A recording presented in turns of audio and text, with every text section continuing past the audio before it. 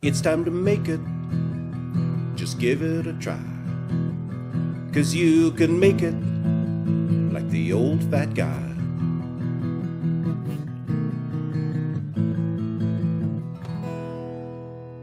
Welcome to the latest edition of You Can Make It with David Farrell, the Old Fat Guy. Today we're going to make something really fun, which is smoked teriyaki jerky. It's a real tasty treat, and it's nice to have around for snacks and that sort of thing. We'll start off with our usual copious quantities of wine taken internally. And then we'll get to preparing our meat. What I have here is a piece of inside round roast. I like it for jerky because it's very, very lean. It just has a bit of fat on the surface. Now, I've put this in the freezer for about an hour and a half just to get a little firmer.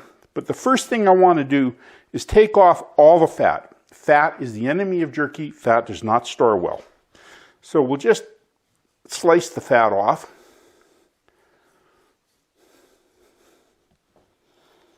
Get it all off. You want as much as possible off of your jerky.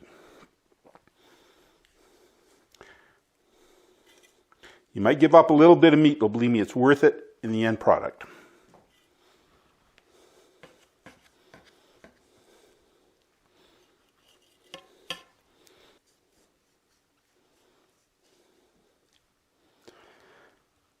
We've got most of it off, and that should be fine. Now, the next thing you need to know about making jerky is how thick to cut it and which way to cut it.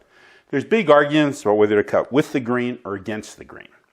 Just let me tell you, whatever way you go, the jerky is going to be chewy. But it'll be less chewy if you cut across the grain and more chewy if you cut with the grain.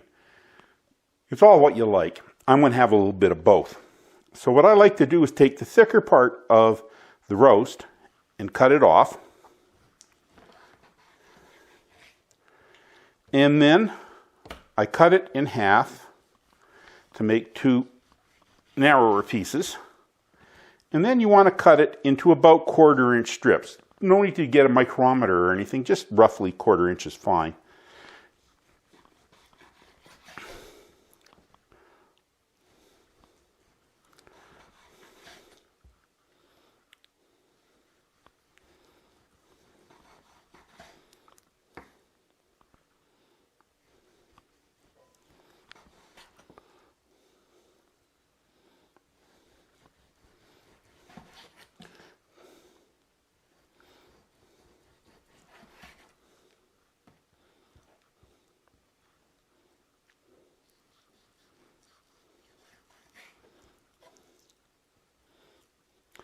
Now, for this pointed peat that's left, that's the one that I'm going to do sort of with the grain to give a chewier jerky, so I'll have a little bit of each kind.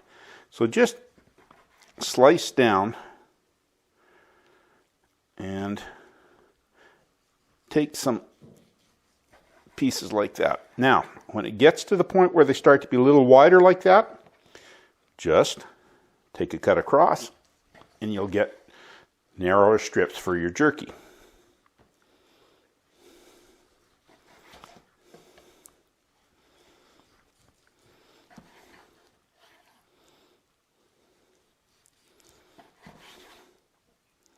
And once again, that last peak with a lot of fat on it, I suggest you give it up. Now, it's important that you know how much this meat weighs because we're going to use the weight of the meat to determine how much of other ingredients we'll use for the marinade that we put in it and how much curing salts we're going to. So we'll just throw this on a plate and weigh it. And then I've got 1.5 kilograms. I'm just going to write that down because that's going to determine how much I'm going to mix of other stuff. Give me a moment to clean up from the cutting and I'll show you how to make the marinade. Now that the meat's all sliced, I've measured out the ingredients I'm going to use to make my marinade. Now, the trick is you want to get the right proportion of marinade to meat because we're going to be using curing salts, and curing salts need to have exactly the right amount. Too much is bad for you, and you won't get the right texture if you don't have enough. So, for every kilogram of beef, or 2 pounds, you're going to want to add, excuse me while I read this, you're going to add 50 milliliters or 1/4 cup of soy sauce. You're going to add 15 milliliters or 1 tablespoon of Worcester sauce. You're going to add 25 milliliters or 2 tablespoons of cooking sherry. And then for spices, you're going to add 25 milliliters or 2 tablespoons of brown sugar, 10 milliliters or 2 teaspoons of salt, 4 milliliters or 3/4 of a teaspoon of black pepper, 5 milliliters or a teaspoon of garlic powder, 3 milliliters or a half teaspoon of onion powder, 3 milliliters or a half teaspoon of paprika, 5 milliliters or a teaspoon of ginger, and 1/2 milliliter or just a big pinch of cayenne. So that's what I've got on this plate. So what we're going to do is we're going to take all those seasonings and put them with the liquid ingredients that I've already measured into this bowl.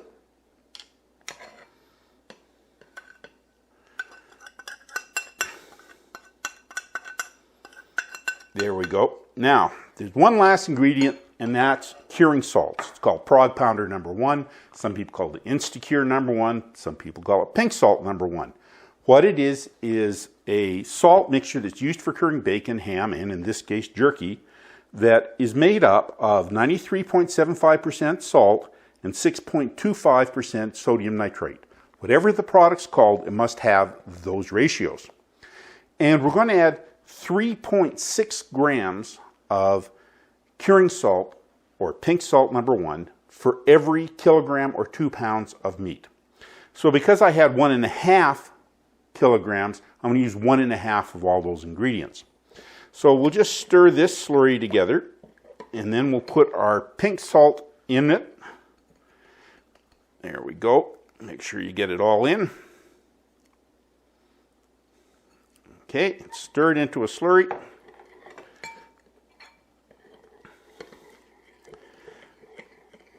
Now, we're going to put our beef into a bowl. And we're going to pour the slurry over the beef.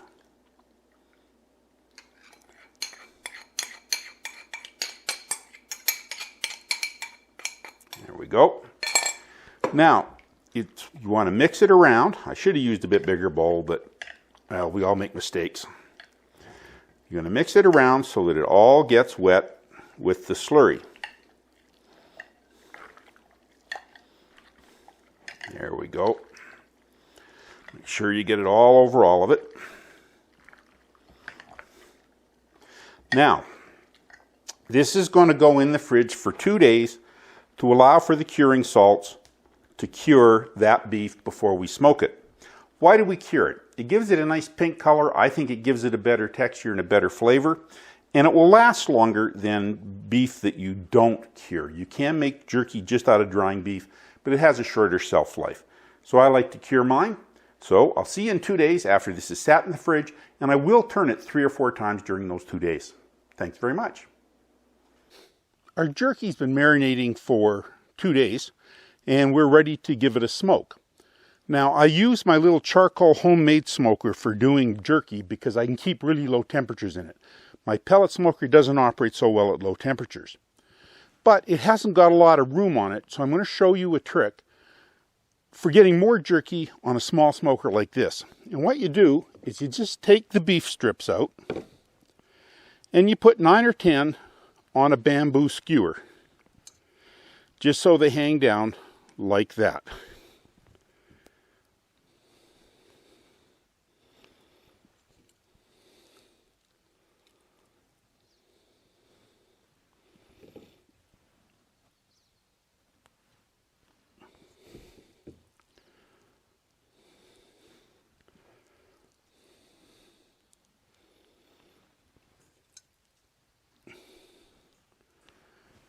And when you've got them all skewered on, you just fit the pieces so they hang down between the grate pieces.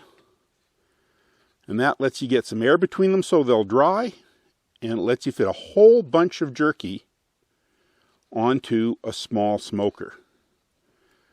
So I've already done 3 other skewers of this. You just got to work these down now so that they go sliding through the hole.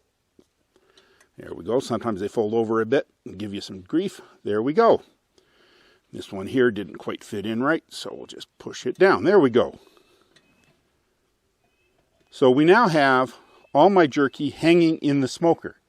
Now, I don't like to smoke it right away. I like to let it sit and air out at room temperature for about an hour. It just takes some of the liquid off the top, and I find you get a better smoke flavor. So we're just going to let these sit for an hour, and I'll see you then.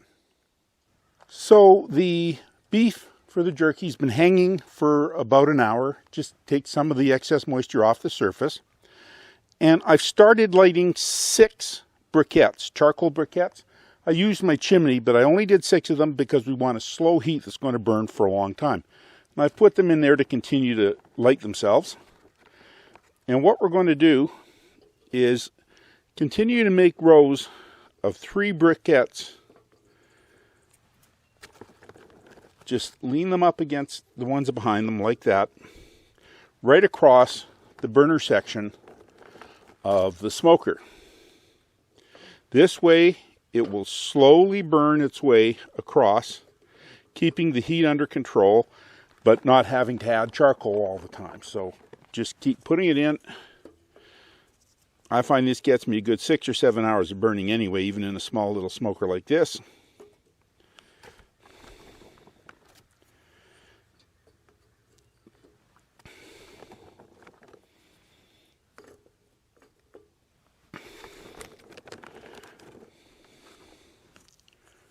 And there's the last row.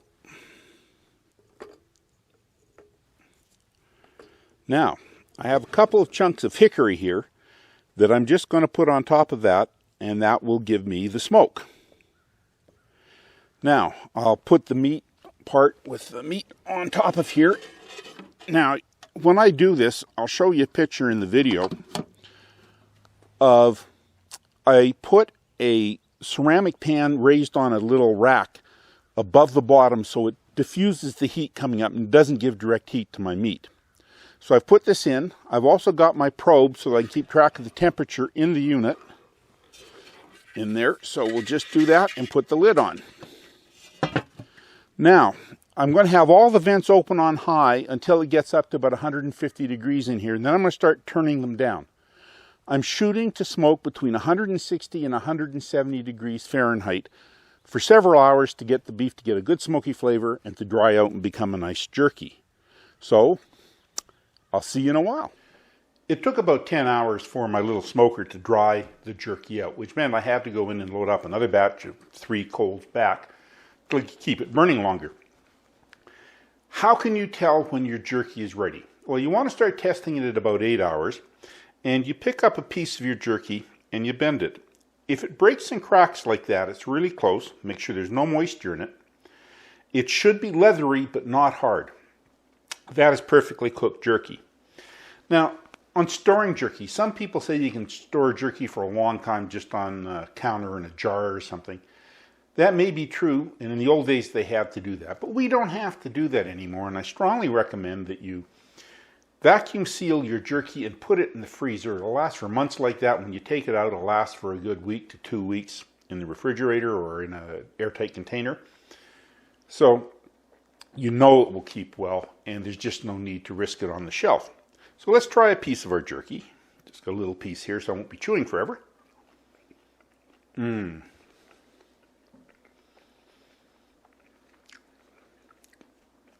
The first thing you note is the bit of sweet from the Worcestershire sauce and the sherry.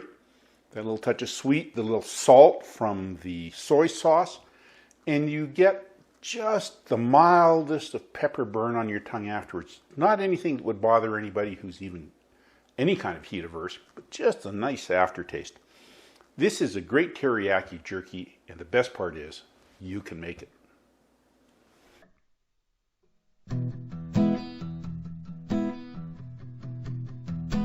I have a good woman, I ain't good looking, but I do some cooking, I'm the old fat guy. So use that oven if you want some lovin', be like the old fat guy.